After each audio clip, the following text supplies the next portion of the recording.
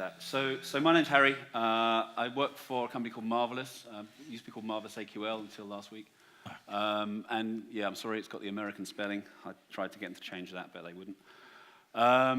So is my clicker going to work? Yes. Just to very quickly talk about Marvelous. It's a Japanese game publisher. A lot of people haven't heard of it. But we're known in the West for things like Harvest Moon. Senran Kagura is one of our franchises. Half Minute Hero is a PSP, Xbox, and Steam game as of last year. I run the European office and also look after the Western mobile business. There's a bunch of our titles there. Probably the biggest one so far from that office is a game called Runbot. It's had about 5 million downloads over the last few months. And the other games are all in test launch at the moment, so you won't know those. But I want to talk about hobbies. The reason I want to talk about hobbies is I think gaming has always been a big hobby of mine. But there's all kinds of hobbies. People like toy soldiers. People like tropical fish. Hobbies are things that people kind of embrace and define themselves by. And there's only ever one magazine. One magazine's actually on here. It's the only magazine I've ever subscribed to in my life, and it shows how old I am. But this magazine, it was the beginning of gaming and computer programming, making games, becoming my hobby. And I used to read this magazine, and I used to watch this TV show. And I used to go to trade shows like this and pretend that I was a grown-up and probably fool nobody. But that's what I did, and that's what my friends did. And I'm pretty sure that's what everyone in this room does. We are interested in games. We're interested in making games, in talking about games. It's probably part of our social life. Certainly, I've got a lot of friends in this room, and they're people I know because of games. We talk about games. We read magazines about games. We write websites about games. It is our hobby. And, some of us are so obsessed with it, we even read websites about the industry. And there are people that aren't involved in making of games that still, they are so into this hobby that they do that.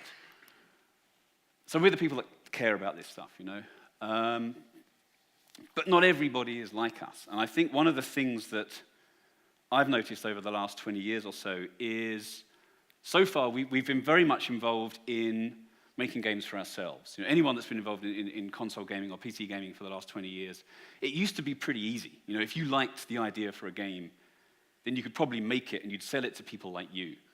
But what about everyone else?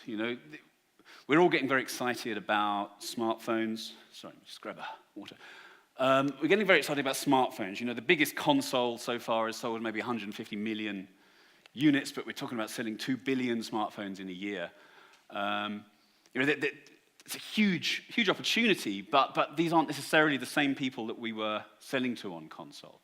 It's a very, very big audience, but the data variously shows that some small percentage of people typically spend in games, and actually 5% of those 2 billion people is only 100 million people, which arguably is no bigger than the console audience. I mean, that's not what I'm going to bang on about, but that's an observation. But games, for most people that we're trying to sell to with free-to-play or with mobile games, games is not their hobby, and I think it's a really important distinction.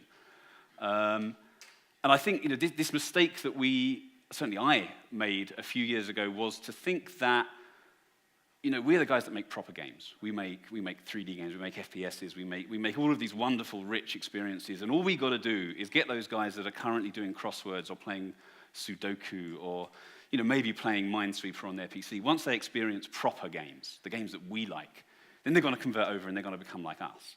And actually, I don't think that's happened. And I think that the data that we see from smartphone games suggests that people are generally playing different games from us.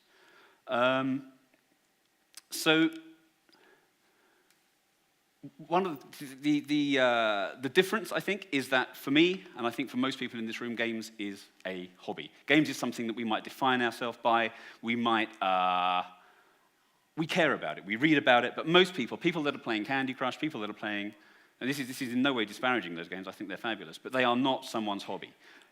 Games is not their hobby. So a game that I might buy a game on Steam, I might read about that game on Steam, I might have an interest in an indie developer, I might very happily pay $10 or $20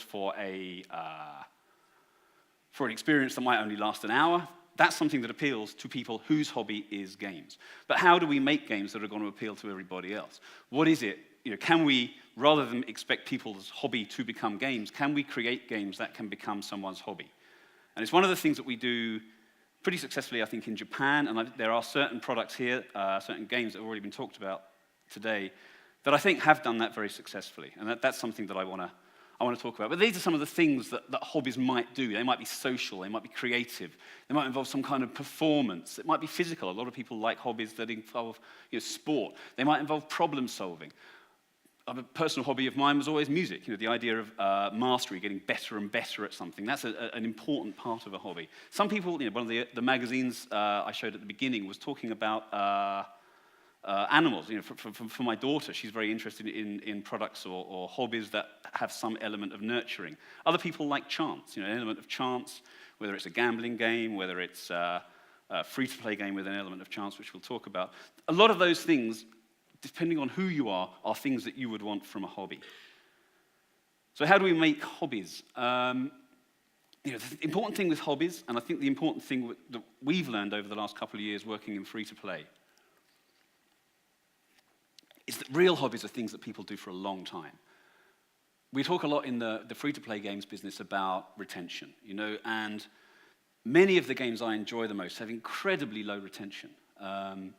Meaning, you play them once, and you have a fabulous time while you're doing it, but they're not things that you return to over and over again. And as someone whose hobby is games, I adore games like that. But if we want a specific game to become someone's hobby, we need to think about retention. We need to think about what is it that's going to make that person come back over and over and over again and want to continue to engage with that hobby. And one of the things that clearly works well is, as Nicholas Lovell always says, variable pricing. The concept that you can pay as little or as much for this hobby as you want. One example might be golf. I don't play golf, played it once. Didn't like it, but you can play golf for nothing, or a few pounds. You can go to a course, you can play golf, you can borrow some clubs from someone and play golf. Other people choose to buy huge amounts of golfing equipment, to have lessons, to go on the most expensive courses. Everybody is still playing the same game, and that's one of the reasons why golf is such a fantastic hobby. And so what I want to look at is what are the different things that appeal to different people? What kind of things could we put into a game that might give it some ability to become a hobby? And I was going to talk primarily about the Japanese gaming market when I talked about this, but actually I was reminded of another hobby that I had as a kid, which I hadn't really thought about this for a long time, but with hindsight, it's kind of the first free-to-play game, and arguably the sort of biggest consumer of my paper round money and my social life and my creativity for some years as a kid. I'm not going to name and shame the kind of modern-day Fagins that were responsible for this hobby. But Dungeons & Dragons is, in many ways, I think, the perfect hobby. It's social. It was a big part of my social life with friends. On a certain night, we would always play D&D. If you were on your own, brilliantly, there were the game books, variable pricing. I could play that on my own. It was effectively giving me the same thing. It was free to play. I didn't need anything other than a piece of paper to play Dungeons & Dragons. But as soon as I went deeper, I realized how much more there was to it. It was creative. I mean, the amount of time that we used to spend creating dungeons, creating adventures, buying lead figures and painting them, which really didn't have a lot to do with the game itself, but it became a broader part of the hobby, and those of us that were interested in that aspect of creativity were able to engage with that. And as I say, it sucked up more and more of my pocket money, and I'm delighted to know now where all of that pocket money went. But there's also the element of performance. This is D&D. This is some people are playing a live role-playing game. But I remember very clearly a kid in my school who was he was probably a fairly, as I guess we all were, a fairly unexceptional kid. He wasn't the brightest. He wasn't the sportiest, but he was the dungeon master. And for a couple of hours a week, that guy shone. His imagination and his, it wasn't me, his imagination, he was in charge. And I think for the rest of us, it gave an element of performance, the ability to pretend to be something else, which, some people that I know who are in that group have now gone on to become actors. It's that element for some people was a huge part of D&D. I was geekier. This is what got me. I didn't mean to, but I accidentally memorized this book.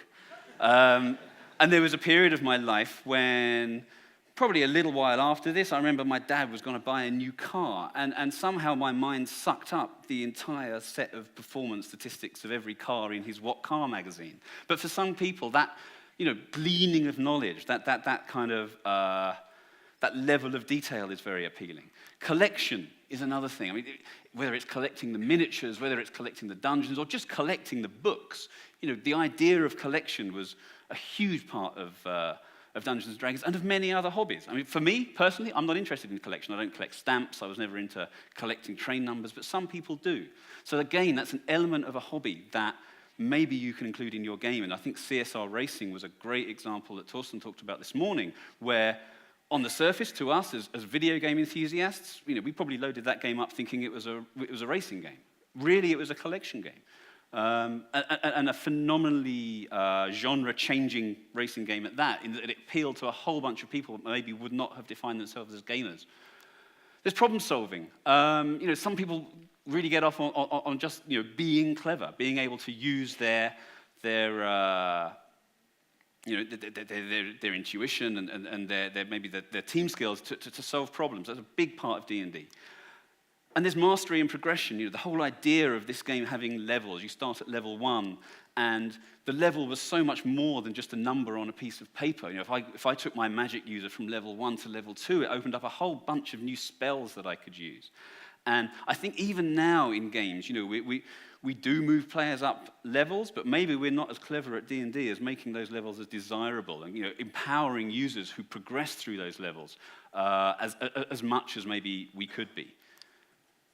Background study. I mean, this is an astonishing thing as well. There was a magazine, there still is a magazine that you could buy about this. So this hobby became all-encompassing. You could spend all of your money on it, or your creativity, or your social life, all of your geekiness. And it was a game of chance. I mean, it involved chance, and chance is such a seductive element of gameplay that I think sometimes we, in the West especially, overlook. A parallel to this, just before I got into D&D, I got into football stickers, and anyone that knows me knows I have no interest in football whatsoever.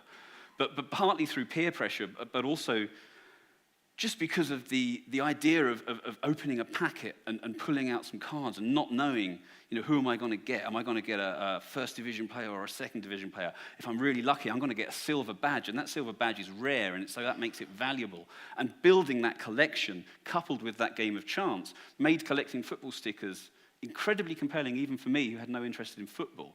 And if you took away the game of chance there, you'd have a book full of pictures of football players of no interest whatsoever. So don't overlook the value of using chance in your game designs if you want them to become a hobby. So I will talk about Japan. People don't particularly know Marvelous in the West. We're relatively well known in Japan. Only the bottom one of those games is ours. It's an MMO. It's the biggest MMO in Japan. It's called Log Res of Swords and Sorcery. Originally it was on PC. Now it's on mobile too. Phenomenally successful, phenomenally profitable game. And games like these, Puzzle and Dragons is probably the textbook example of perfect free-to-play, in my opinion. Quiz RPG is another one. Both of those are available in the West. Log Res isn't yet.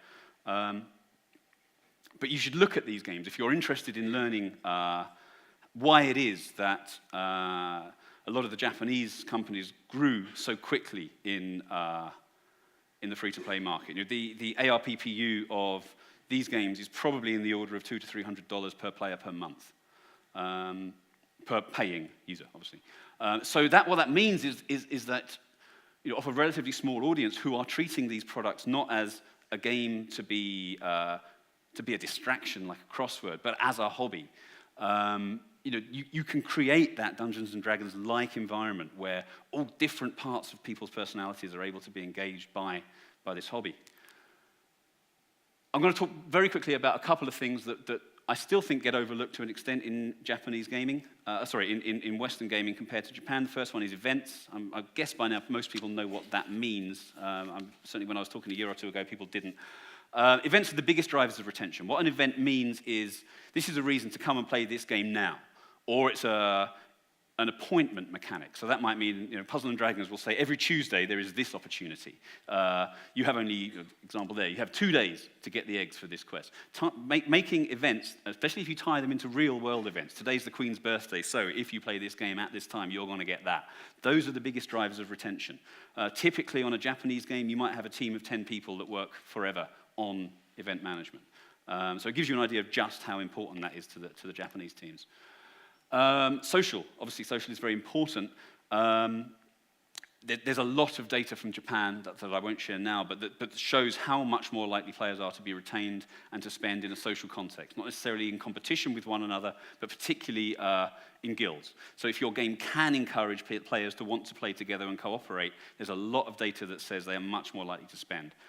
And what this picture here is showing, that's from Puzzle & Dragons, I think, is the concept of a helper.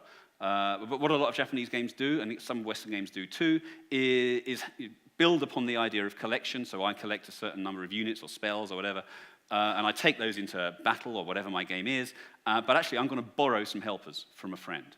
So what that means is immediately I can either a real-world friend, or it will just match me up with someone. It creates an in-game bond, and there's an awful lot of evidence that shows that as soon as you have those in-game bonds, people want to engage with more, people want to collect friends. And Japanese games are now using something that I call fake social play, which is, you see this if you look at a mobile network like Line. If I play a Line game, the Line game will encourage me to borrow some units from my friend's army, for example, even if my friend has never played that game. So psychologically what that does, it's surprising when you experience it, but actually it does make you feel like you're playing against your friend, and what the game will then do is push your friends to start playing with you as well. It's difficult to explain, but if you play some of these games, you'll see what I mean, and it's enormously powerful if you want to build retention and build virality in your games. Collection, we talked about stamp collecting. This desire to collect and complete is incredibly compelling. So if you can include that in your games, CSR Racing is the textbook example of a Western game that did this. And probably the thing that is least done at the moment in the West is this element of chance. In Japan, most forms of gambling are illegal, but the concept of gacha, which are those the machines where you put a pound in and you get a little toy out in an egg, but you don't quite know what it is, like the football stickers. You open the box, you don't know what's going to be in there. That is exciting. And so adding that element of chance, adding that, I don't know what I'm going to get right now, but it's exciting. It's like if you watch people play fruit machines in Las Vegas, they're not playing to win. They're playing because they like the excitement, that element of chance. And what Japanese games tend to do is that you never waste a purchase. If you do a chance transaction, one of these gacha transactions, you get a unit, you've already got it, you can fuse it with something else, or you can trade it with someone else. So every time you make a purchase, you've got something useful, so you've never had a wasted purchase. I really recommend, that's my last slide, I really recommend you do check out all of those games that I talked about. The Japanese market is absolutely fascinating. We're in the process of bringing some Japanese games over to this market. There have obviously been some big successes already. And if anyone does want to know more about that, I'm around for the rest of the day. If anyone's interested in getting into the Japanese market or working with us for us to help you in the West, either as an investor or a publisher, please do let me know. And I just thought I'd put this in because these are examples of games from the West that kind of do fit that hobby thing and do target a relatively hardcore audience. But there aren't many of them. I think these examples, I would love us to see more examples of games like this, which have creativity, which have guilds, which have collection. And I think a big part of the future of making games that appeals to people for a long time, not just for that 1 or 2 hour window, is going to be inspired by some of these games. Thank you.